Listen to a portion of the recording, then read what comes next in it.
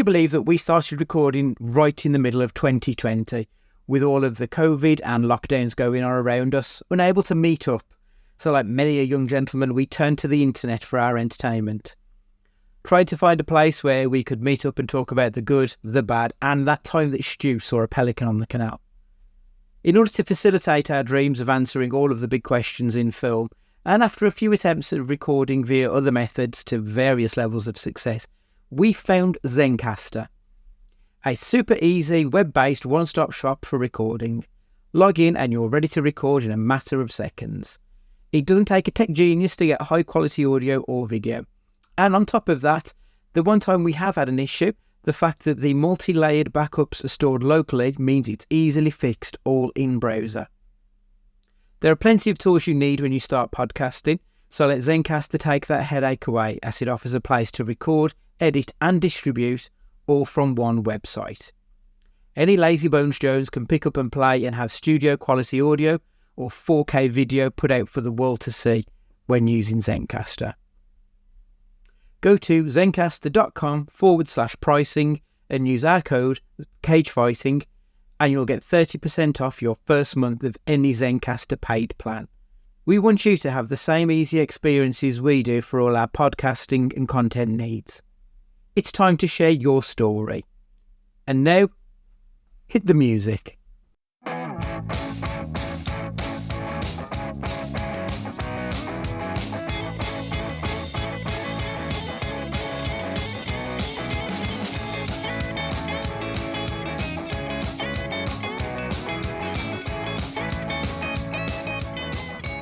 Hello and welcome to Cage Fighting. It's your main man Andy Gillard here. Hope you're all ready for Christmas.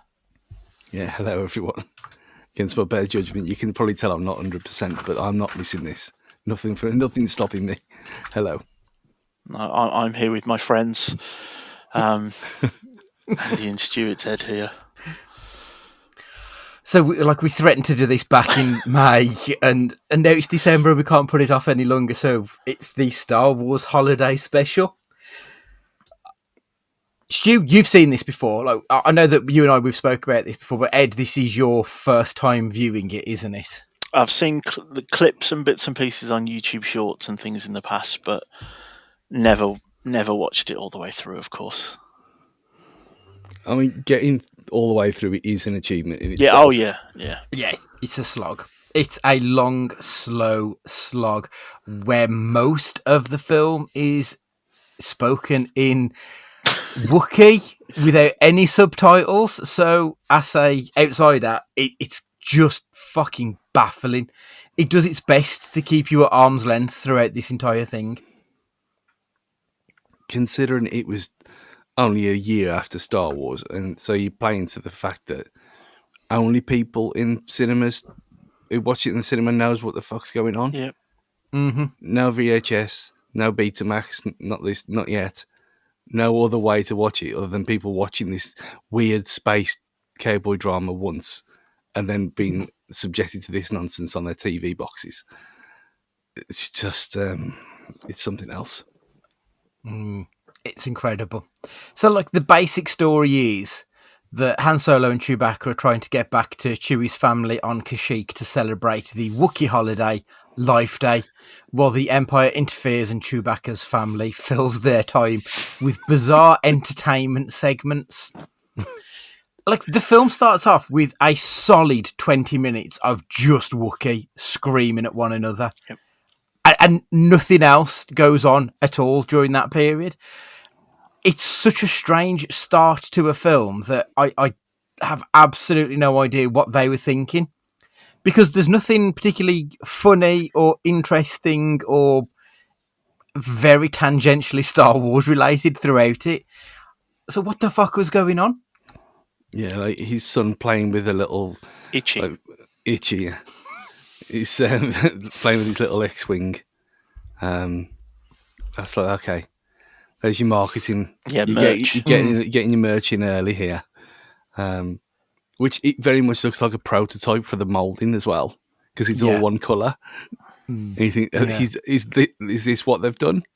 They've realised this film's a smash hit, and now they're getting the moulds out and getting the toys out for Christmas, and they're going to put this thing in. Oh, well, we'll just use the mould. Why not? That wouldn't surprise me at all because this is a mess. Yeah, it's horrendous. What I thought was interesting, just before we sat down with the family, so to speak, they introduced the characters at the start, and it was Carrie Fisher as Princess Leia, Peter Mayhew as Chewie, Anthony Daniels as C-3PO, but it was R2-D2 played by R2-D2. Like they never said it was your man Kenny Baker. And I assumed it must not have been Kenny Baker, and that's why they just avoided it. But at that point, surely just don't say anything at all. Yeah, and then they introduced Chewbacca's family with their names and not the people playing them. Yeah, Marla, well, you don't Itchy, know that. and You Lumpy. don't know that. He could be called Itchy and Lumpy. You don't know that. And also featuring Bea Arthur, Art Carney, Diane Carroll, the Jefferson Starship, and Harvey Korman. Just like, what a ragtag. I mean, I'm a big fucking Golden Girls fan, so Bea Arthur, excellent. The rest of them, and I think it was them labelling it the Jefferson Starship, and I thought that doesn't sound right because surely it's just Jefferson Starship. It was Jefferson Airplane. Well, didn't they start off as That's one and then morphed into the other at some They had point? like 6 names because one of my cats was named Jefferson after Jefferson Starship. Dear me. True story. His full name was Jefferson Starship Miguel San. That was what his name was at the vets. And then he died because a bee stung him. Good God. We are how many minutes in? We've already had a Stu anecdote that needs unpacking. Yeah, it's just confounding, isn't it? Yeah. So, like I said, we get like a good sort of 15 odd minutes of just Wookiee nonsense. We then get Marla worried about Chewie, Lumpy's being an annoying little cunt, and Itchy's playing with toys when watching the VR porn thing. Stu, I bet you've watched porn on your VR headset. Obviously. It was the first, because I did it on the first, because obviously there was ways and means, so you got to try it out. And as I said before, when we've mentioned this, either on here or Fancast, that you have to lock the door and keep the key in just in case. Because there's many things you'd be caught doing. I mean, wanking over Louise, nerding in Smash Hits videos by your Smash Hits magazine by your young sister was a bad one. So I learned from that mistake. So yeah, the key was very much in the door when you side loaded the VR porn on. But there was nothing like Chewbacca's dad wanking over Dan Carroll fever dream fantasy. That was that's something else. That was the only thing I'd seen previously was the shorts on that and the gurning face that he's pulling all the way through it as well. It is. It's when she says, "Can I tell you a secret? I think you're adorable." And then he just keeps rewinding it, going back, getting more and more frenzied. And I think, oh God, we're about to see something that no Star Wars fan needs to see. Thank God they didn't cut to that part of it. The actual appearances of these other people is probably worth looking at these guest stars who keep appearing. Now, I know Art Carney because he's an Oscar-winning actor and comedian. He's best known for The Honeymooners. He was in the original Going In Style, Firestarter, did Muppets Take Manhattan, The Last Action Hero. His appearances in this are pretty strange, and it just kind of feels like we just need an actor who's going to come on and speak in something that isn't Wookiee to keep this going. And I don't know why they picked him, because like I say, he's an actor with a bit of prestige about him. Just seems like such a weird person for them to hire, but also for him to agree to do something like this. I can't think what the modern equivalent would be, but like almost trying to get fucking Jennifer Lawrence in to do it. Like, what are you doing? That's just very bizarre. It's got to be like friends and colleagues of people that they've worked with, especially back then. Or blackmail. Yeah. Because I mean, he is obviously absolutely mincing it up as well. Yep. And when you considering you got Harrison Ford playing it as straight as ever, and then you got him there with his fish tank and everything, and It's just bizarre. The only thing I thought of is maybe he was like contracted to CBS and therefore couldn't get out of it. That very well may be it. He may have CBS ties to obviously the network. a big deal even now, aren't they? So I'd imagine back then in the 78, I'm sure they had more channels than I think Britain would have had. What, 3 channels maybe at that point? I think they had 21, didn't they, or something like that? So he's just tied up, and it's like you said, Andy. It's like a TV actor over here, someone from Gavin and Stacey that can't get out of doing a Gavin and Stacey special because they've been agreed to it or something. I don't know. It was, but I felt like, I don't know about you guys, but it felt like most of his lines were just like he'd ad-libbing them. I think it was just, you've got to do this. Go on and ham it up, do what you want, and just as long as you make sure that you show that you sell stuff. I don't know. Like that could be, because from what I can tell, Lucas had nothing to do with the writing in inverted commas. I don't think there was much writing going on. I think it was a case of it was TV writers and comedy writers who just sort of were given a very much a blank sheet, and Lucas said, this is where we start and this is where we end. You just fill in the blanks. So it wouldn't surprise me at all if it was a case of you just come on and do something vaguely humorous, even though there was absolutely nothing funny in any of this. Not intentionally funny anyway. Like there's a few unintentionally funny moments, but yeah, ad-libbing I think probably was quite high on set from some of the actors. So the only bits that Lucas was involved in was the actual normal Star Warsy stuff, like the bits with Vader and things like that, where there was something where he was partly involved, and then the rest he couldn't care less, and then he was angry with it all. I think a little bit. So, like, let's just jump forward to my conclusion part of it. So it was basically just the case of he wanted to keep the franchise visible during the period of time between A New Hope and what then would have been Empire. So it was just trying to keep it ticking over. So obviously he's just got them back to do little bits for him. But from what I can tell, I think he handed off pretty much everything. He probably would have said, we need Darth Vader to do X, Y, and Z just because they're important. Whereas, like, we're never going to see Lumpy again, thank God. So probably, like, much less so on those parts of it. I mean, there's the bit where you got Mark Hamill just staring down the camera. in caked in foundation, by the way. Yeah.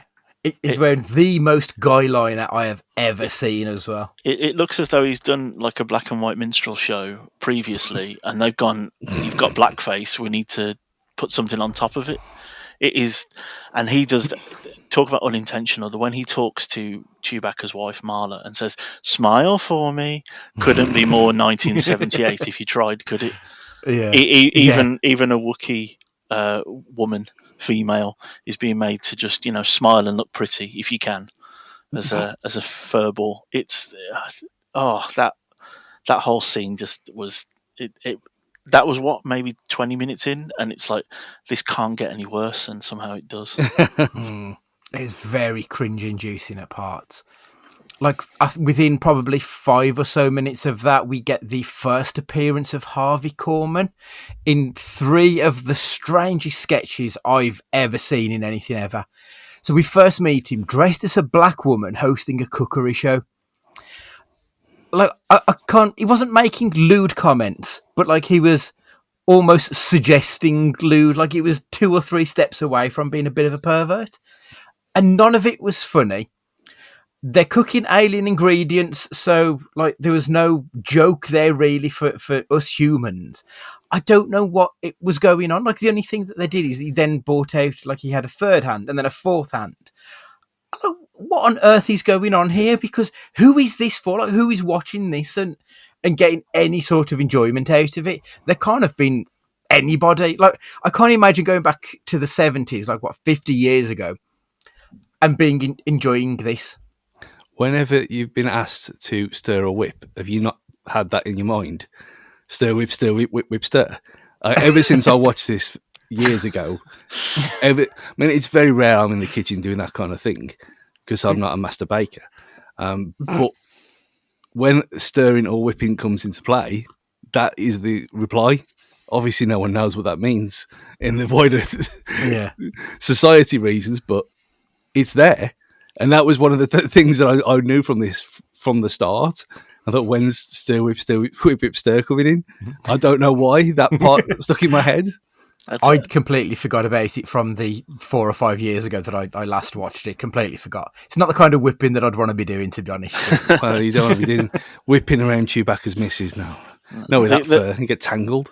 The continuity as well. I know this is obviously picking holes in something that's already Swiss cheese, but the fact that Marla wasn't even cutting the things that was in front of her, and they didn't even bother to not show that. You know, they didn't pick an angle where you couldn't see it. You just saw her cutting next to the foam piece of meat that they had. Like, they couldn't even be bothered to edit that properly. So it's just that even the production was. You can't believe this is a year after one of the transcendent films of all time. Can you? It's I don't get it. You know, it made me think that I don't ever want to see the actual original Star Wars film again. Like, I haven't seen it since before early 90s. I don't ever want to see it because I'm thinking it's going to be as bad as this. There's going to be elements of it. Like, as hokey as the newer stuff looks because of it, because of having the juxtaposition of like newer CG next to old shit, it does look a bit janky. But if you compare that to this, like, it's got to be worlds apart. And you're probably right. Like, I think revisiting the original is going to look horrific. It's like anything pre-HD upscaling. No, I don't think it's going to be worth a viewing, to be honest. It's even the stormtroopers later on. I mean, it looks like cosplay, and they're obviously the same costumes because they're not going to make different ones. No, they look like vacuum pack molding, don't they? Like, they look really poor. The whole thing it's just got like an air of Coronation Street about it almost. Or even like old school Doctor Who, like you can see that's exactly what I've written shaking down. It's Doctor Who. It's sci-fi on a budget on a TV screen. None of it makes sense, does it? You can't hide it with bigger sets and things. It's just it is like someone's gone to a fancy dress party, but they haven't even bothered to try and source a good costume. They've tacked some carpet tiles together to be lumpy. It's just. It's janky. Janky's the word. I've written the word down, janky, because it is just a bit. It's so higgledy-piggledy, isn't it? It's just hopeless. Like, it's just hopeless. That's the only way I can describe it. It's terrible. And they got the the sets at the background where they were sliding the stuff across for the TVs. Yeah, I'm sure that's straight from Man from Uncle. I'm sure it is. It very well could have been. I mean, if that was a CBS show, it wouldn't surprise me at all if they just walked onto somebody else's set and just filmed it. Like, oh, this is cheap for us, so let's do that. Because, like, to say no expense has been spared would be the biggest lie of all time. Because I think they cut every corner they could possibly find for this. Yeah, I've no doubt that's just a CBS sitcoms set.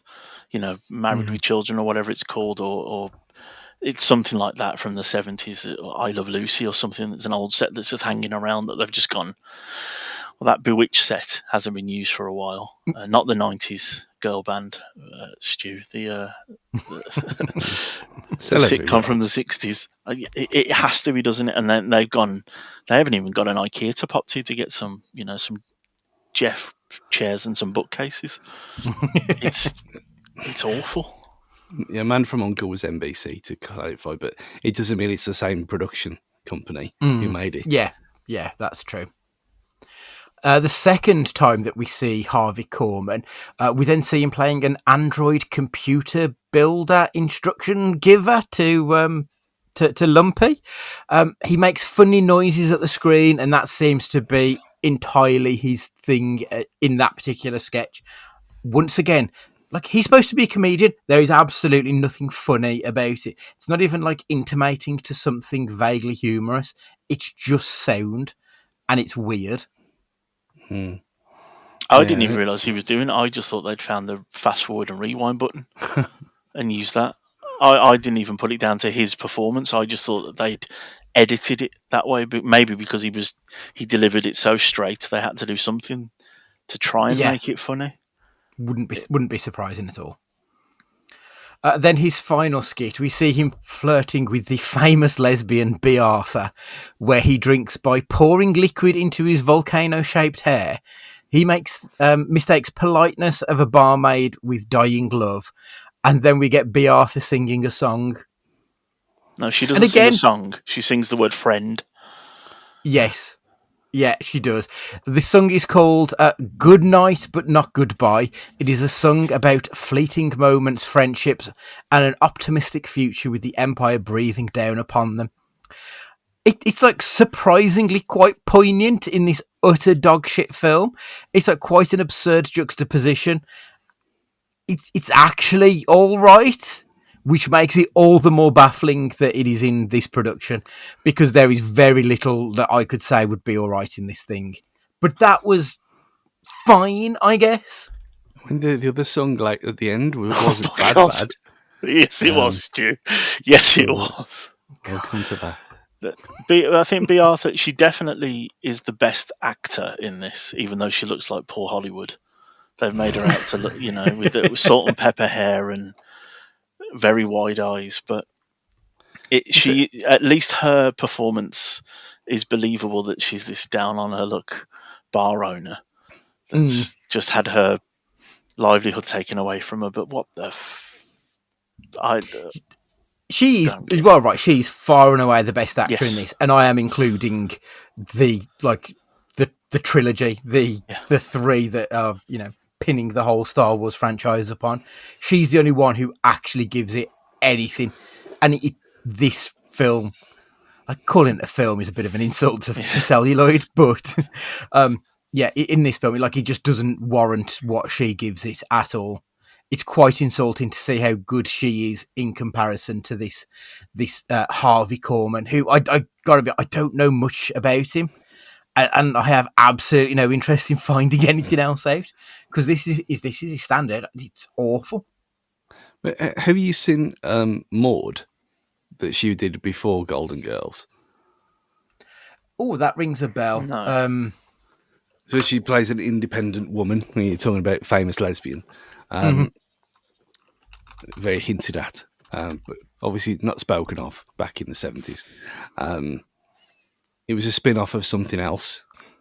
I very, very vaguely remember it being on the early times when you used to have weird stuff on Channel 5 in the middle of the night. And things on the spin-offs. So that was produced by CBS. There you go. And ran until 1978.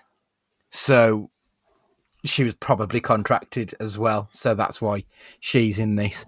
I remember it because I remember the theme tune, and then there's Maud, because that's been parodied to death, that song has. So it's not something I've seen, but it's something I've seen via parody.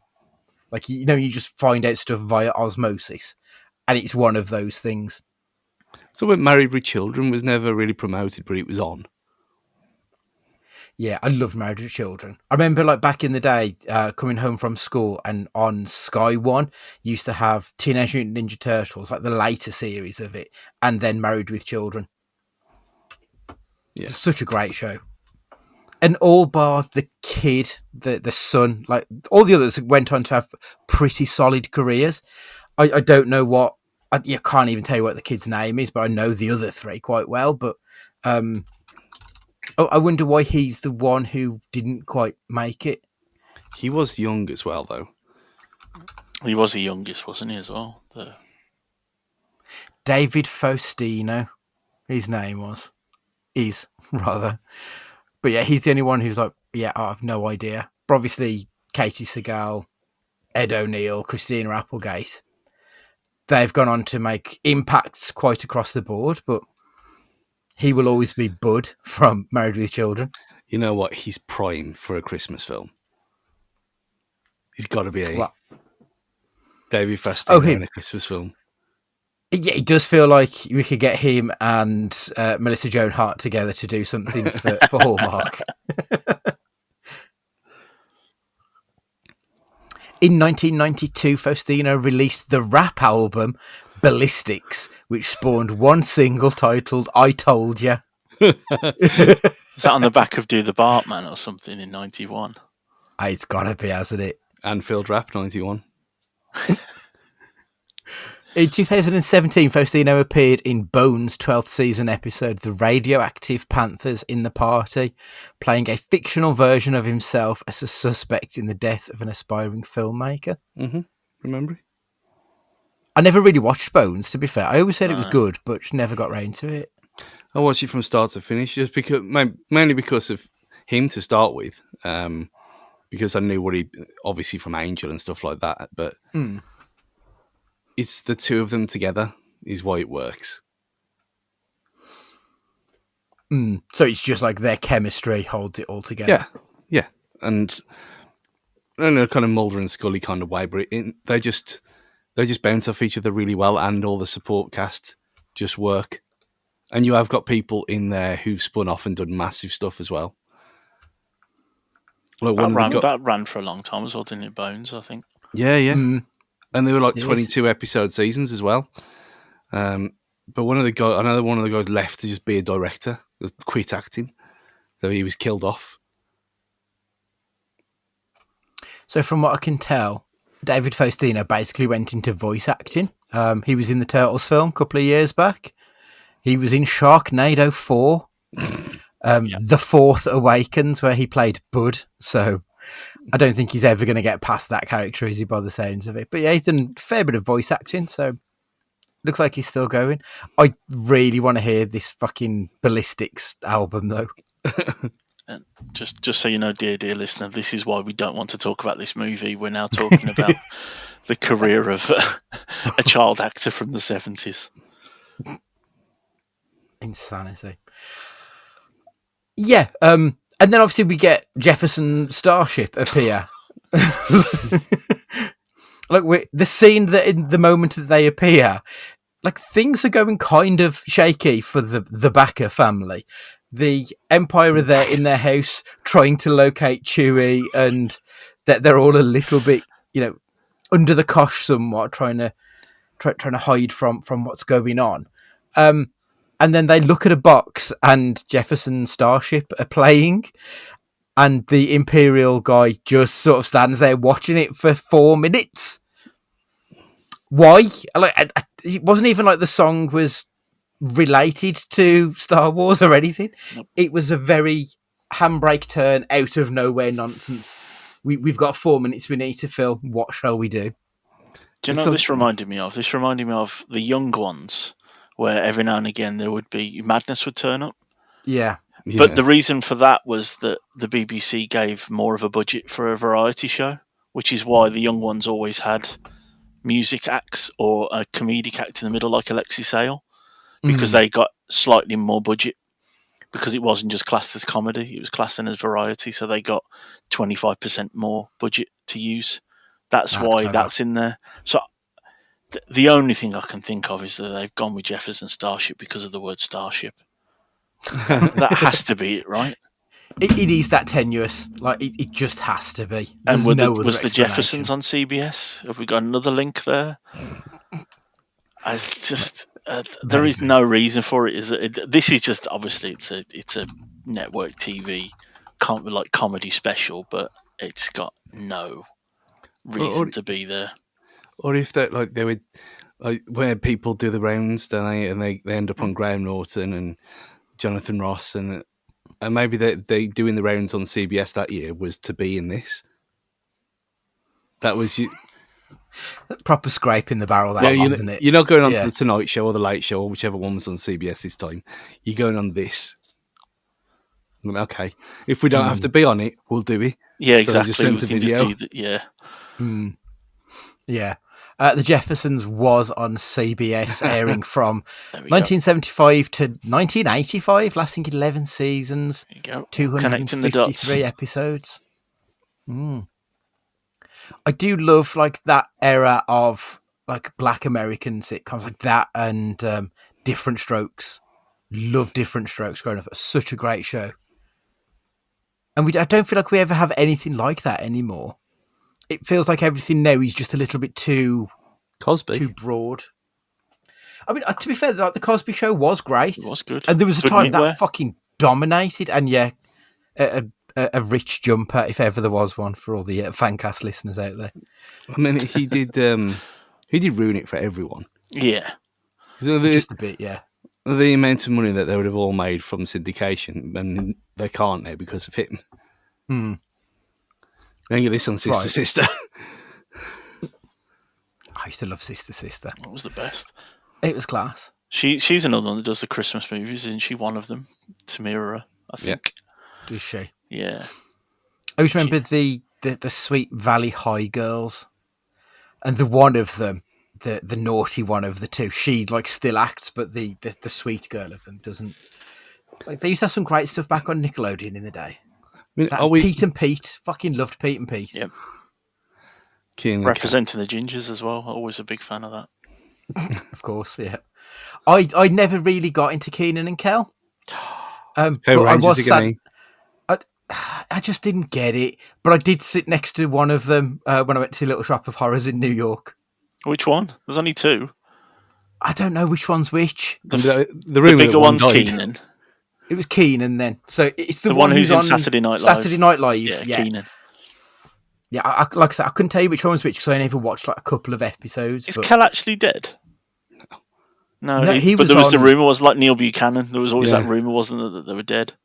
I'm sure they brought him out on an episode of Saturday Night Live like a couple of 3 years back to dispel the rumour. But that rumour's been around since I was at school. So, yeah, it's a bit of a strange one. So you never adventured into a Good Burger back in the day then? I have no idea what you're talking about. That's their movie. Yeah, it's amazing. It's great. I had that on Is video. it really amazing or is No. it just nostalgia? That makes it amazing. We're here for nostalgia, right? That's the point. No, but Keenan and Kel was actually, I think, funnier than it let on. They did a lot of ad libbing. It was a lot cleverer than it seemed because of where it was shown. Yeah.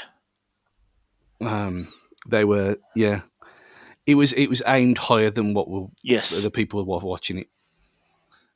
And it was watching it again. So I watched Good Burger, and there was a sequel, wasn't there, a few years ago?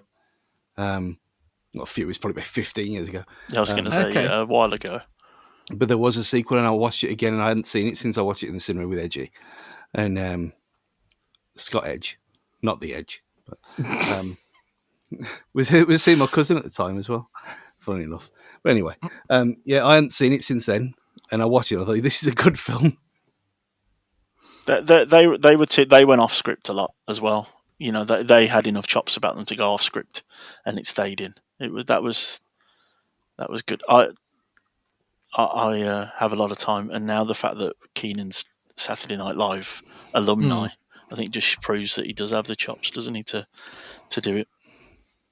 It's interesting because, like, with a lot of Saturday Night Live guys, because I'm sure I'd read that Keenan, then he's like one of the longest running current members. I don't think anyone has been there as long as he has currently. And most of them, once they get like their feet under the table, they then move on and do other stuff, and then they can grow and they use it as a platform. But he never really has, and that's quite interesting then, because if he's the longest serving, you'd think he's obviously got something about him. Lorne Michaels doesn't hang around. If people aren't clicking, he'll just ship them out straight away. So I kind of wonder why he's a very good straight man, isn't he? He's a good straight man as well, so I wonder if that's the other thing. He's done it the other way around as well. Yeah. Like, he had that first. He had Keenan and Kel first, and now he's going into like an actual adult job. And he's like, okay, I don't need to do anything else. And he's probably minted as well. He doesn't need to. Yeah, that'll help. You are right. Because, I mean, if he's had two films at a young age that is still popular with a certain demographic, and that show, I imagine, will probably be syndicated somewhere in the world. So, I can bet he's got decent residuals. But it's like, you look at the other, like Key and Peele. Look what Jordan Peele's done, which is completely different to what he obviously came up with doing. And he's doing that now. Keegan-Michael Key, doing completely different. He's still acting, doing a bit of everything as well. Key is. They're a great pair. I was watching some of the clips the other day again from that. The school one, like I think, is one of the funniest things. Jake Welling and Jake Aaron. Like I genuinely think that's one of the best. One of the best. Like I'm not a massive sketch comedy lover, but them pair I think are like streets above everybody else. They were outstanding. And then the NFL one. The NFL. I mean, how many times do we reference that in group chats? Like every time we come round to the new NFL season, there's like, yeah, here we go, and it gets brought up. And that's probably something that I bet everyone knows without even knowing that the Key and Peele show was a thing. Like I imagine that, especially in this country, because as far as I'm aware, it may have been buried late night on the Paramount Comedy Network or whatever it's called. But it never really made much of a breakthrough at the time. It wasn't until years later. Yeah, it was torrenting that was the only way I found it. Years after the fact. I don't see anyone called Aaron or Aaron without going Aaron. There's just no way I can do it. Even at work, I just have to think it. If there's someone on a call with me, I just have to. Or Balake for Blake. You know. Yeah. It's just time. It was the one that keeps coming up on my For You page on TikTok at the moment. It's the one where Key is singing to Peele the really racist country songs, but he doesn't realise they're racist. And it's just outstanding. I kind of want them to just do one more season together. Now that they're like completely different people to who they were, I'd love to see what they could create now, because it would be something so completely different. The first one I saw of them was the Nazis not realising that they were black. That with the guy from, is it Modern Family? I can't remember which one it is, but he's playing obviously the white guy, the German white guy, and he's just, they have different shaped heads, and they're just standing there with talcum powder on their face or something, aren't they, to not make them look black? It's I think it was the one when they found out that zombies wouldn't eat black people. Yeah. So they were having like parties and stuff outside. They're having a cookout is what they're doing. Yeah. It was just, it's such a clever show that I think is probably like super zeitgeisty, but yeah, it's wonderful. I'd quite like to watch. Did you ever watch Keanu, the film they did together, the comedy one where I can't remember which one it was, but broke up with his partner, so we got a cat called Keanu, and then someone kidnaps the cat, and then it becomes this action movie. It's really good, silly fun. I think you'd both enjoy it, to be fair. Yeah, that sounds perfect, actually. Perfect. Unintentional. It was one. It was a time where it was that South Park and Chappelle Show with the three things that you just couldn't get, you couldn't find anywhere. So you had to go to. You used to hear about the Chappelle Show loads. I really want to see it, but it was always one of the, like you mentioned, it was like I knew of him because he was mentioned in pretty much every other comedy thing that you ever watched, especially from America. But we just didn't have access to it, did we? I watched a video of, with a bass player from Primus. Funny enough, and he was saying like it was an interview with him about his career and stuff, and he was saying that obviously South Park got bought up, and he was like, we just got told that they loved us, and we listened. Whenever they were like hand animating, and they're obviously not doing voices or anything, they used to argue over what music to put on, and then they put Primus on, and no one argued, so that's what they had on all the time. And so they just reached out and asked us to do it. So they said, okay, we'll do something for you then. And he said that the end credits is what they gave them. So the music at the end credits is what they gave, they handed over. And he said, we thought it was just a bit of a laugh, so I think we charged them hardly anything. But they came back to us and said, can you do something quicker? Because they said it's too slow. So he said, they just sped it up. And that's what the music is. So it's just a sped up version of the start. The start is a sped up version of the end with them singing over it. You know, I don't think I know anything else by Primus, but they are the South Park band. Yeah, but he said like you speak to them, and he said they're the nicest people in the world. So when they met up with that 25th anniversary gig that they did together, he said you just see them, and they're just taking the piss out of each other, and they're just being kids on stage, but they're in their 50s. And he said, but I grew up, when that was what shocked me. He said, I grew up, and all my stuff that I grew up watching was for like Comedy Genius from Rick and Aid. I thought, what? Oh, Jeez. How on earth? It's so weird when you hear American comedians talk about how much they love British comedy. Yep. Like I've mentioned Jason Mantzoukas fucking loads on this pod. I'm a big fan of his. And he just loves In Between Us. Like In Between Us is one of his favourite shows.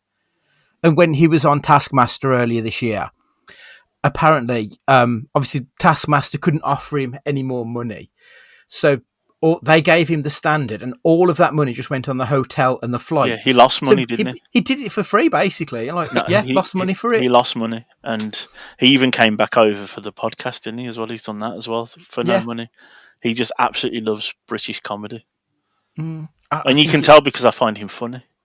You can tell there's more to him than just bog standard. Yeah, jokes. He's absolutely like one of my favourite people. I'll watch anything. I'm tempted to watch that fucking Gabby's Dollhouse shit just because he's in it. I just think he's fantastic. He probably isn't as famous as he should be, but at the same time, I kind of like that because I don't worry that he would change. I worry that it would change him. You don't want him to be too broad, but I mean, obviously that's the guy that I found via The League, which is one of the best comedies ever, and fucking nobody knows what it is. Such a weird thing, especially because of American sitcoms that made it big on Netflix. Around that time was stuff very similar to The League, but It's Always Sunny was the one I think that really blew up. So I don't understand how The League didn't quite make that leap to the next level, but it's a great show. That's what got me into it. It's what got me into American football. So it's basically a group of friends who play fantasy football together. It's all improvised. Oh, okay. And Jason Mantzoukas was in the second season of it, joined in the second season. And he's the best character I've ever seen in anything. Basically, he's just Jason Mantzoukas. Yeah, but his Pimento in Brooklyn Nine-Nine is mostly ad-libbed as well, isn't it? And made up with him and Andy Samberg. So it's, I think it takes a lot also to keep up with someone like Andy Samberg, and he outdoes him in nearly every scene he's in with him as well, isn't he? So I'll look that up because I've only seen him in that and a few other things, and but his performance on Taskmaster is one of my favourites. Yeah, absolute chaos. Did you watch A Man on the Inside, the Ted Danson Netflix Mike Schur show? No. He's in season 2 of it. And again, he's only in it for like 5 minutes here and there. I think that's his thing, isn't it? They're the best 5 minutes you've ever seen. It's a good show, though, that is. That's also worth a watch.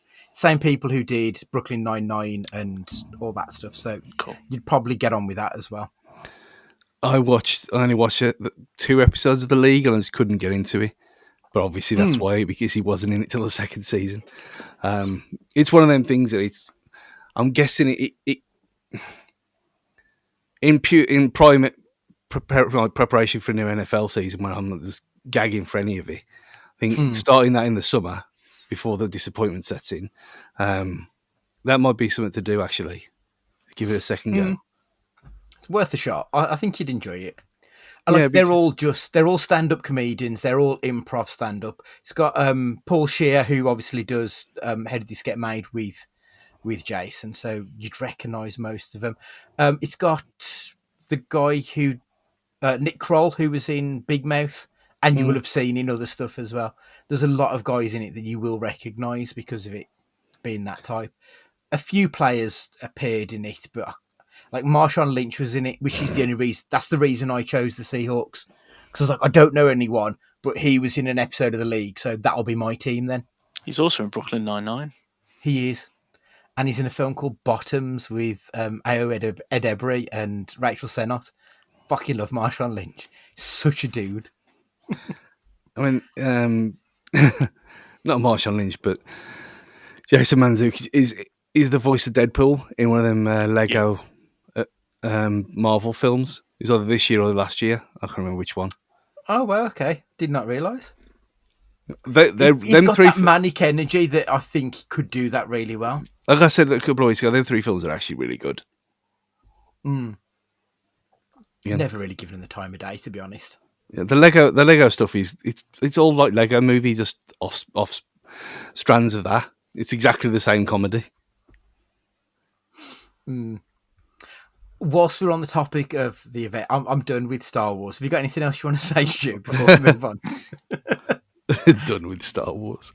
We haven't even got to the Boba Fett actual appearance in the cartoon. Okay, right. Let's do Boba Fett, and then we'll come back to the Avengers, because I feel like I'm never going to get back to it.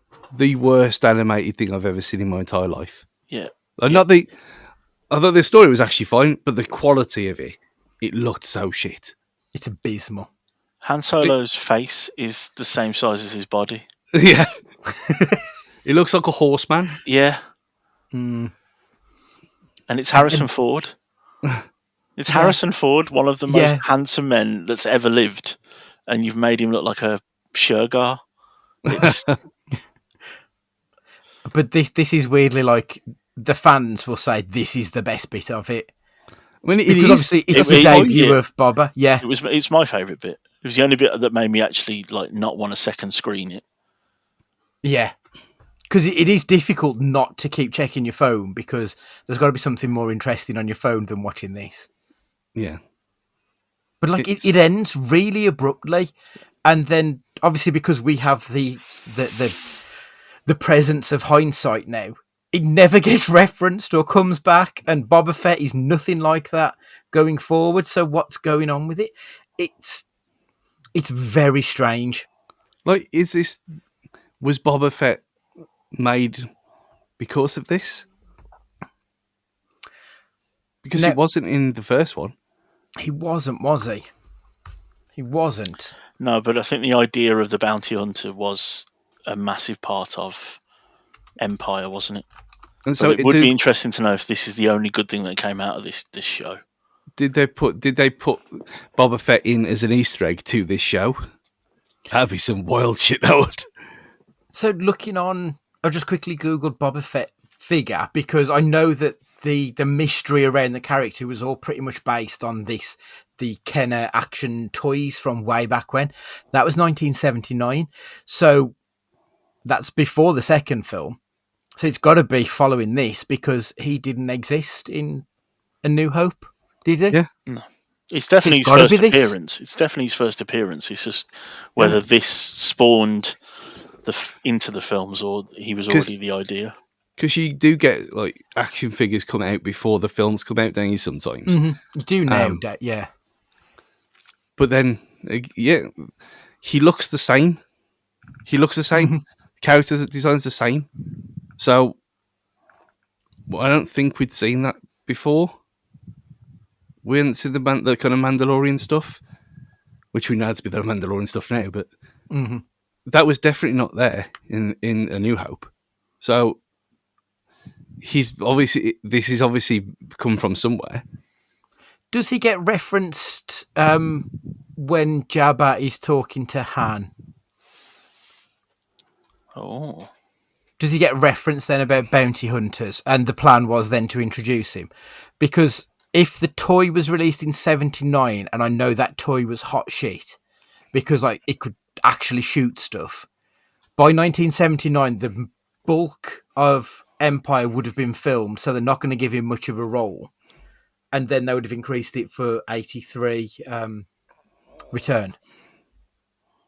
Maybe. Would that line up, potentially? But even then, they did him dirty in that, making him get eaten by the giant sand pussy. Why? So according to AI, his first referenced name is actually in Return of the Jedi, when Han Solo says it. Oh, okay. Before he gets dropped into the sand vagina. But there was the books and everything as well. True. I did type it on screen, I guess. I've mentioned that. They mentioned that before on Not Back and stuff on Last Stand, where that Colin had all the books, you had all the toys, and you had toys of every little background character as well. And some you'd then make up stories of the background characters, because there wasn't nothing. There was no spin-off stuff. There was a film, and you saw it once. So you had all this extra stuff. You thought, oh, yeah, this was a character from the film. What was his story? And then you did have the books and the comics and everything like that to come out with it. But not in a year. So, it's got to be based around this nonsense. It has to be, right? It's got to be. Because he's almost vaguely South African as well. Yeah. So I'm just looking on this. August 2024, the action figure Boba Fett figurine smashed the record with a 1.34 million sale price at auction. Incredible.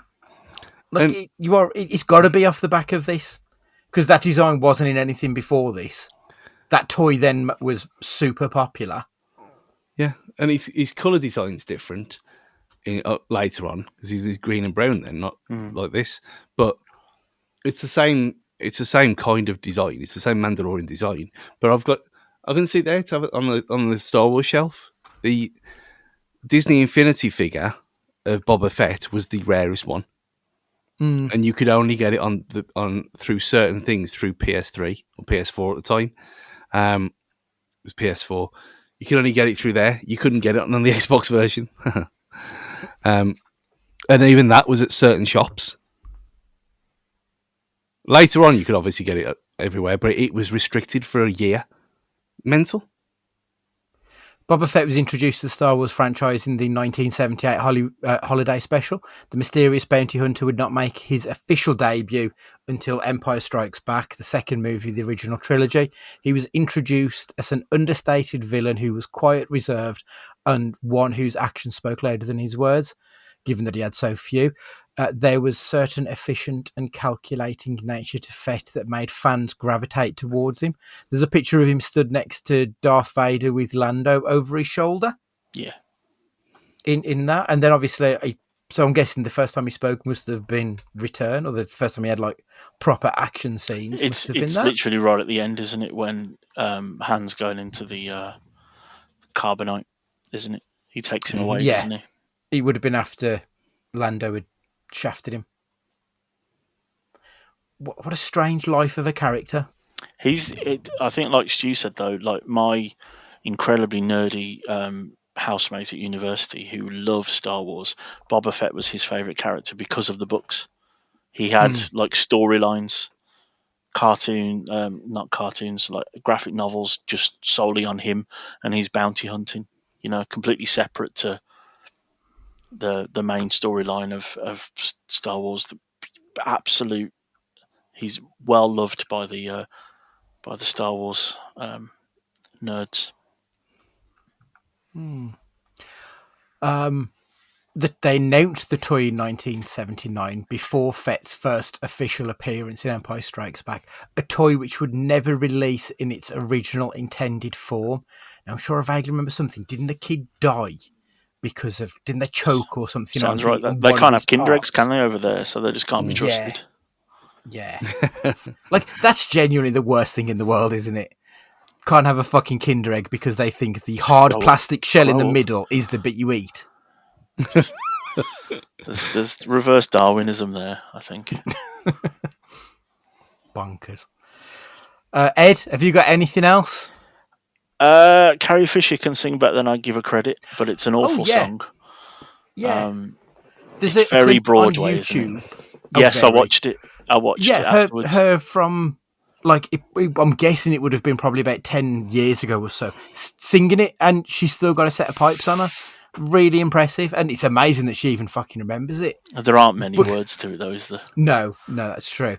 But you could tell the way, and in fairness, this isn't just on Fisher. They were all just completely checked out. If you look at all of their faces, they look so fucking done with this shit that it's unreal. They're signed into some contract they can't get out of, aren't they? That's what's happened here. I can't it's a favour believe to George. The only other thing I've got written down is how on earth did Harrison Ford, the only established star, do the next two after this? I don't get it. He must have got paid enough, right, to see past this. Gotta be. Because I don't think he's ever really been one for sequels other than indie. And from what I can tell, I just don't think he likes doing sequels. I think, they've got to have tied him into a very nice contract. Because he didn't even want to come back for Force Awakens, by all accounts, did he? And there are parts in that you can sort of see that he doesn't want to be there. My only other note I've got down is why all of a sudden is the Millennium Falcon the size of a mini metro? The opening scene, it's just them two pushed up against each other in one frame, and it's like, well, in the film, they're playing 3D chess in the background. Like, why is it now? One of the things, I don't know if it's from this or if it's from one of the later films, they had to recreate the set of the Millennium Falcon, but because they now had like a different medium that they could work within, they made it bigger and made everything look a lot more spacious. So to combat that, they just zoomed in to make it look tighter. So that's probably why the actors were like fucking shoulder to shoulder. So they made it look even smaller than it was originally. So I think it was a case of they just fucked up. Yeah. Which I think is probably the running joke throughout all of this is someone fucked up somewhere. Yeah, like when Itchy's climbing on the railings, and you think, oh, there's a bit of foreshadowing there. And then how it's cobbed through the thing as well, because it's done so cheaply. And where he's supposed to be climbing around the pylon that's holding it, which, to be fair, the design of the of Wookiee Land is the same as what they use in Phantom Menace. So it's true to life. So this should be canon, really. It makes the prequels look amazing, though, doesn't it? It does a bit. It's that they have used this for. I mean, you can see as well that nothing is planned because, like, when she is singing the Life Day song, how the camera kind of it flits between Luke and Han. Like, the which one's she going to choose? I went, yeah, that's not been written yet, has it? It's 1978. There's a lot that can still happen back then. Yeah.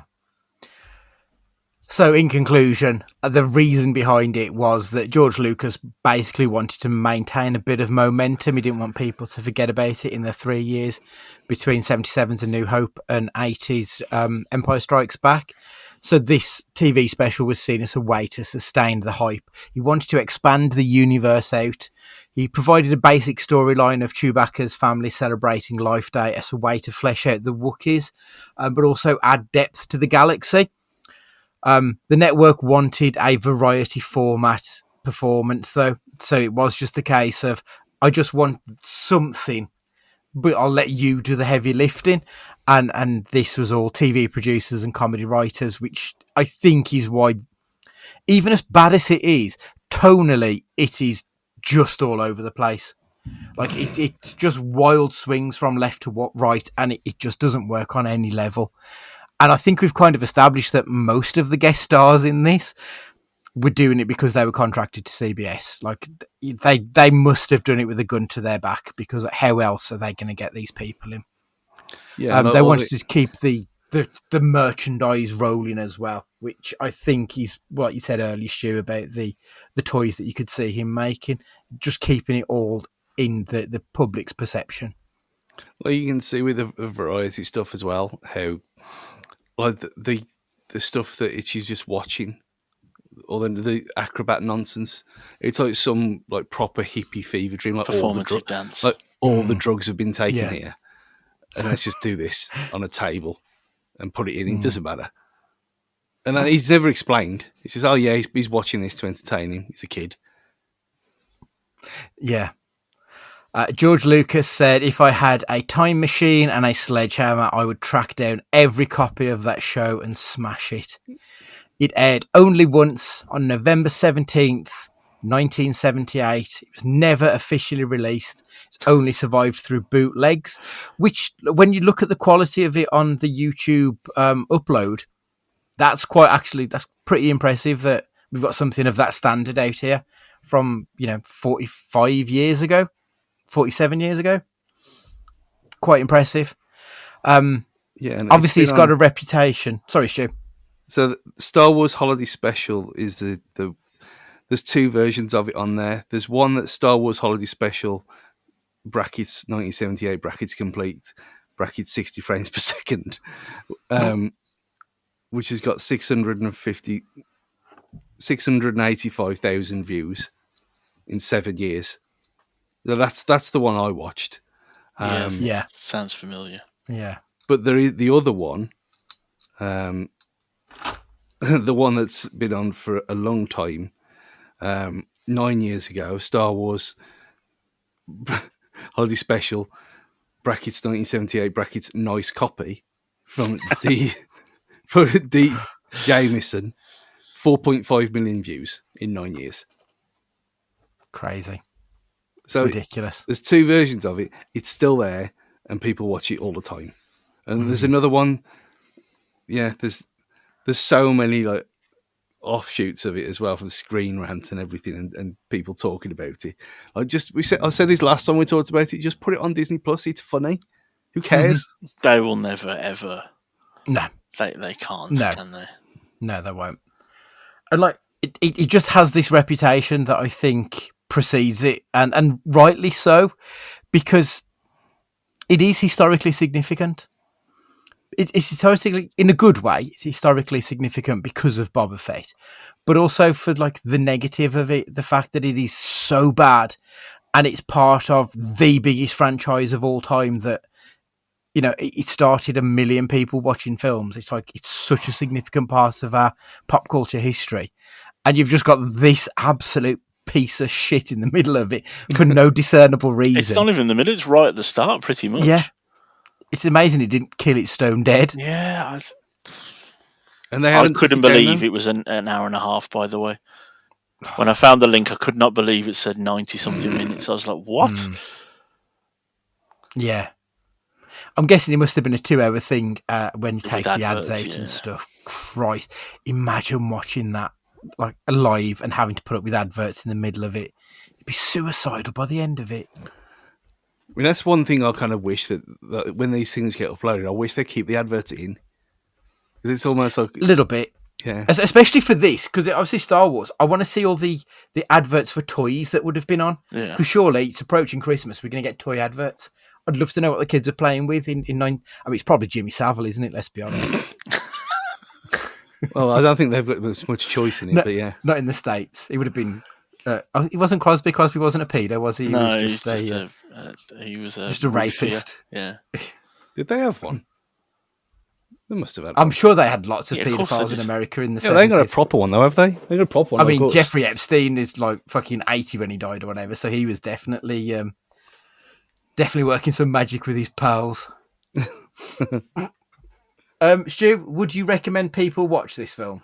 Well, yeah, because people have to watch it at least once, just to suffer. I mean, just for pure weirdness factor of it all, the fact that it's still there on YouTube, they haven't took it down. We know how litigious they are with everything and anything. Star Wars, it's taken them straight away. This nonsense is still there. It's almost like if they take it down, they're acknowledging it. So it's better to just ignore it. See, I think they're leaving it up there on purpose because it makes people talk about Star Wars, and that's all George Lucas has ever wanted. I don't believe him when he says he wants to smash all the copies. He will obviously hate it, but it won't be. He will still love the fact that it has its place in popular culture, even if it's a negative. Would you recommend it, Ed? God, no. Don't watch it. Go onto either TikTok or YouTube Shorts and watch it through that. Don't sit there and watch the whole thing. If I wasn't doing this, I would have turned it off at the interpretive dance, which is 15 to 20 minutes in. Yeah, it starts off bad and it gets worse, doesn't it? And there is, we haven't even touched on the quite Nazi against the Jews version of how they come in and wreck the place, looking for people. Please. Yeah, it is. It couldn't be more obvious that they're just going, okay, well, what happened in the Second World War 30 odd years ago? Let's just do that. We've got no. There is just it. No, don't watch it. Don't watch it. Friends in India, don't watch it. Yeah. Back to Avengers. So the trailer is coming out soon. It will be out by the time this podcast goes out. Stu, have you heard the news? I heard that people were angry because they went to watch the best film of the year and they didn't show it beforehand and they walked out. Oh, wow. So, obviously, everyone has been up in arms, not happy with the return of Tony Stark because it's very bad storytelling. And in the trailer, they've spoiled the return of another character. And like, I don't understand it. Like, don't watch trailers. Don't watch trailers. You've got so much negative press. Why are you doing it again? I think they're idiots at this point. They don't understand. No, but they've jumped the shark, haven't they? I don't, but I don't know if this is just a small minority of people who actually care. Because I know people who like love spoilers. They love them, or they actively look for them so that they know what's coming. Weirdos, but they can't. There's got to be a reason they keep doing these things. And you look at the amount of views on that trailer or the teaser that'll be on YouTube, and it'll be ridiculous. And they don't care. But if you keep feeding them stuff, who knows? Maybe we are the villains. Maybe it is. I'm obviously going to I'm going to go extra def tomorrow. If I can survive leaving the house to go and watch Avatar Fire. I was going to say Fire and Ice, then it's not Fire and Ice. Fire and Ice. You should watch that now, Ed. Watch that when you're off. Watch Fire, Ice and Dynamite. It's on YouTube. Okay, that was at least fun. Yeah. That's a better hour and a half than this. But if it is on, then it's earbuds in, listening to some Jefferson Airplane, going blind for at least 4 minutes. I'm lights out until June. It's just got to be. Yeah, I think you're going to need to. Well, that's the reason I've not mentioned the character it is, because I don't want to spoil it. But like, it feels like they're trying their damnedest to nostalgia bait people back into the cinema.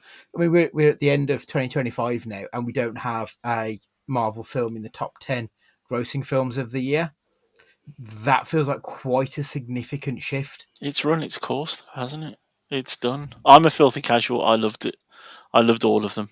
I was there for, but I have no interest now.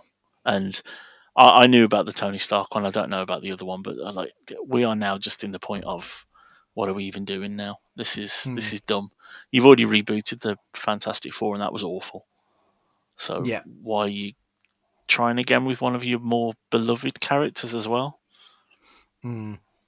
There's also rumours about a Hugh Jackman Wolverine film being done. I mean, I'm not Hugh Jackman's biggest fan anyway.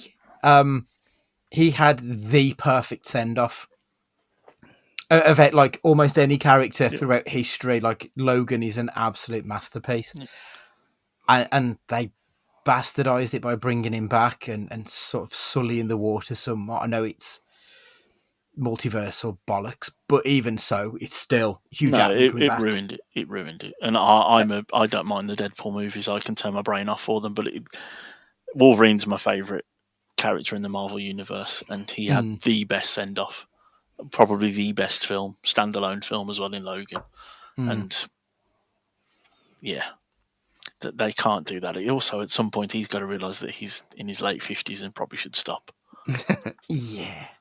I saw a picture of him from the first X-Men film, and they compared him to the Deadpool versus Wolverine. And like, when I say he looks chubby, this is comparatively. He doesn't look ripped, is what I mean. Like, his body isn't fucking shredded. He looks like like a tough guy more so than anything. And you see him now, and you just think, your steroid regimen must be fucking insane to get into the shape that you're in when you're pushing 60. And like, fair play to you if you want to do that, but I can't imagine that's good for you on like just a humanistic level. It's not very healthy, I wouldn't think. He had what you'd probably call puppy fat back then in 2000. He was just a normal bloke, which is the point. Yeah,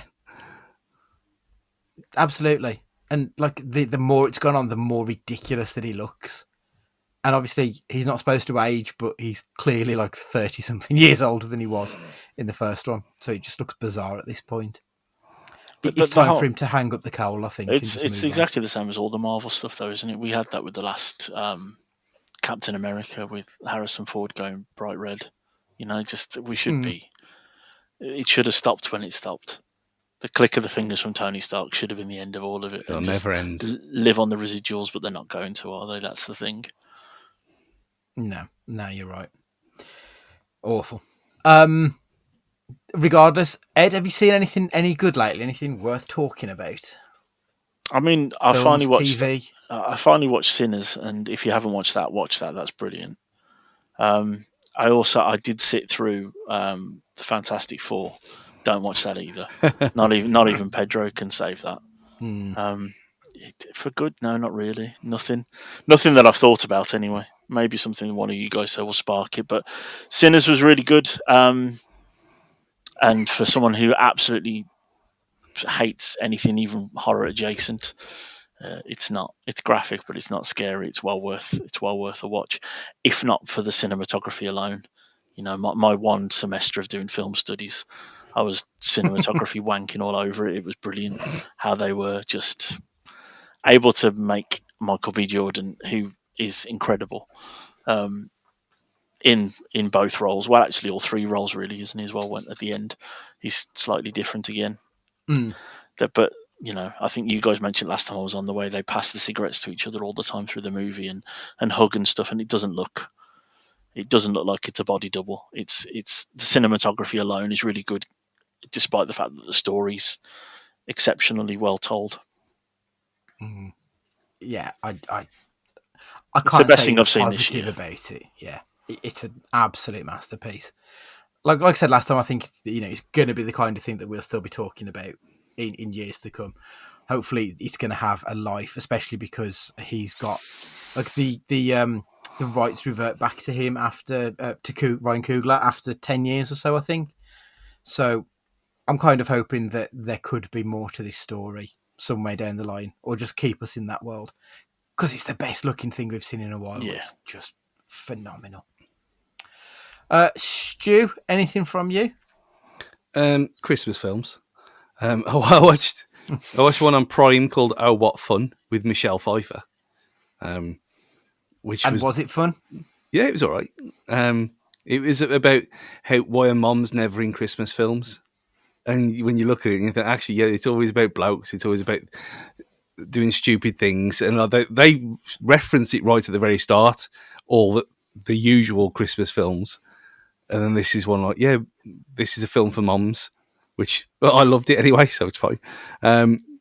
Haul Out the Holly and Haul Out the Holly Lit Up on Netflix, which are Hallmark films bought by Netflix for the Christmas period.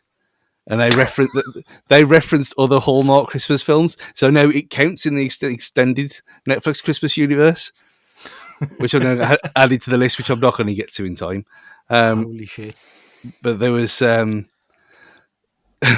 Hjem till Jul 3, which is Home for Christmas Season 3, which was the Netflix's first ever Norwegian series that they ordered, the first one back in 2019. Which is about a spinster woman in her 20s then. All her family are hooked up and she's the lonely one and she has to get a boyfriend for Christmas. That was the season 1 back in 2019. Obviously, in her mid-30s now, 5 years later, actually 5 years later, from season 2. And it's in Norwegian, so subtitled as well. Subtitled Norwegian Christmas drama series. Gotta get on it. It's great. I'm not going to. I've seen half of Pluribus as well. Excellent. Pluribus has been magnificent. I'm up to date. I think, was it episode 8? I think is the most recent one. So I'm guessing you've done 4 at this point, then, Stu? Yeah, I've done 4. The heroine ask was the one that I just, people who've watched it now without being too spoilery. Never in doubt, because she's class. And she was the best thing by far about Better Call Saul. No one watched it again. And very similar kind of character where, but she's an attorney in that, playing it properly straight down the line where he's pissing about and doing his thing. But she has got more to her, as you can kind of see in this. That she's great. Bea Arthur. People haven't warmed to her on the internet, apparently. So a lot of people, I think some of the backlash that she's been receiving has been very similar to what Skylar received in Breaking Bad. It kind of feels like it's a woman who... I think you were going to say heroes then. No. It feels like a lot of the criticisms towards her has been that it's a woman who's in a shitty situation who isn't handling it particularly well. And I don't know how you have the world end, you lose your partner, and you just accept it and be a happy twat. But that seems to be a lot of the criticism that's been levelled at the character. She's a complex character, and she's like fucking endlessly fascinating. Like you say, we go from her wanting to try heroin to then trying to get the world back, and then everything in between, and struggling with... Ed, do you know much about Pluribus before we No, we go not at all. Okay. So it's Vince Gilligan who did X-Files, Breaking Bad, Better Call Saul. It is set where basically the world almost ends for most people. An alien symbiote thing, something, ends up taking over they become a hive mind. So all of the people across the world are just connected, and there's 8 people left who aren't connected. Is it 8 or 12, something like that? They're not connected to the hive mind because for whatever reason. And we follow Rhea Seehorn's character, Carol. Is it Stu? Carol. And she's not connected, but she's trying to figure out what's going to happen next. Wow, that sounds really genuinely interesting. It's brilliant. It's so frustrating, and it's so slow. Like, if you think Breaking Bad was slow, this is even... There's episodes where it's just her.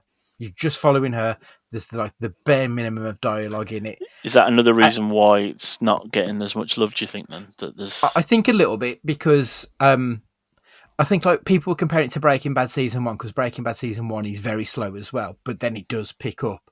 Whereas this, we're now 8 episodes into it, and it hasn't quite had that explosion of the airplane moment that Breaking Bad had, I don't think. But that's not to say that it's not a fucking brilliant piece of TV. This is the what 8 happened. episodes, I've not picked up my phone once. I'm like, this isn't a second screen viewing. This is all screen all the time. It just absorbs you. Remember when I was the only person who'd watched Severance, and then everyone claimed to have watched it from the very start? Yeah. It's like that. Severance is really, really slow and plodding, and it just is. To the fact that having that long wait before season 2, I had to watch it all again. Just because you can't do a recap of Severance, it's too complicated. This is going to be the same. And there's the classic Breaking Bad, Better Call Saul thing where it's focusing on inanimate objects and the slow pan and all that. It's all classic Gilligan stuff. It's designed to be watched weekly. You can't if you binge it, you'll be bored out your mind. Yeah. So I've watched one every day. Yeah, that's a perfectly fine way of doing it. Any more than like one in one sitting, I think would be... It's too intense. You want to digest it. Without trying to stereotype people, is it also the fact that we are now part of Gen Z and the TikTok generation? They don't do things that go slow. Well, this wouldn't get made anywhere else other than Apple. No way. Obviously, they've got... Oh, is it on Apple? Right. They've got fuck you money, so they can do what they want. Yeah. And that's why all this clever stuff is on Apple. That's right. Because if it was on Netflix, it would have been dropped in one day. People would have binged it, forgot about it, bitched about it, moved on, done. A little bit like what's happened with Stranger Things Season 5, Part 1. That was dropped. And I don't feel like there's a massive amount of conversation about it 2-3 weeks later. I managed to avoid it because of obviously not being on Twitter still. And this is what my sister saying, you need to watch it all. I went, I'm not watching it all. It's not going to be back until Boxing Day.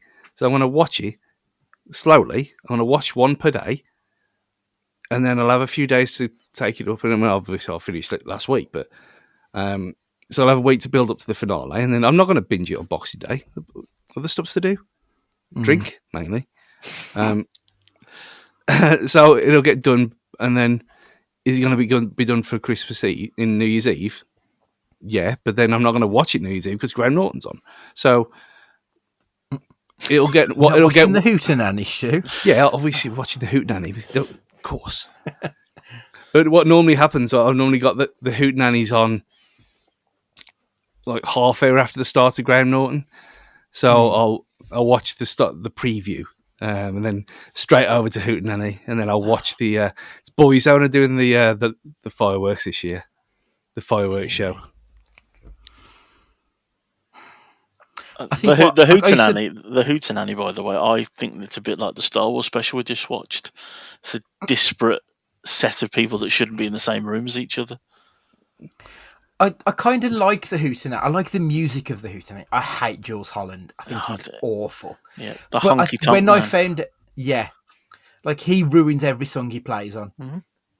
But when I found out that it wasn't actually live and that it was pre-recorded 3 weeks ago, that did kind of spoil it. I don't think it's even 3 weeks ago. It's like June, isn't it? Or July. It's really, really early they do it. Which is why sometimes the people that have on it aren't relevant anymore. Because they were relevant in the summer, but they're not relevant at the time of the fireworks and Boyzone.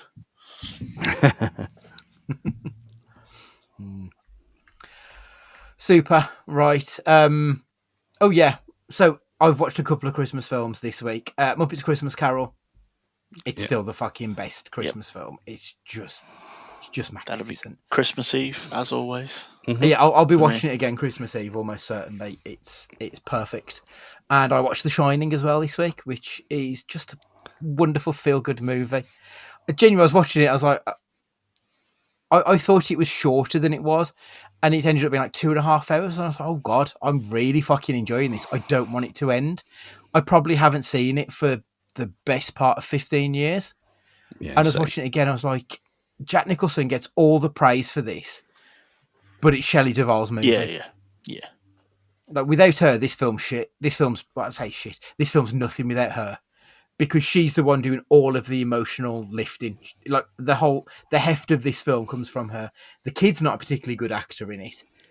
So it needs her to hold it all together, because Jack Nicholson is just allowed to go off and do pretty much whatever he wants. He's great for it, but his character is very one-dimensional throughout. So Shelley Duvall really is the MVP of that movie. And I don't think she gets her flowers for it because, absolutely brilliant.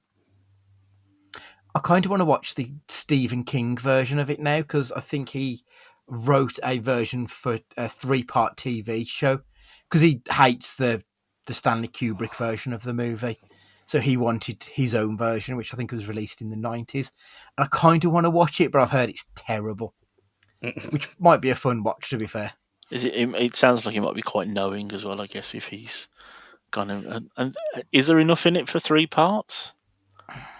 That's where I went with. I think there is, because the book itself, and it'll be closer to the book than the Kubrick adaptation. Like, the book itself, I think, is like 700 pages. Like, that man does not know how to finish a fucking book. That's why it goes over 1,000 pages. Like, he just doesn't know where to end.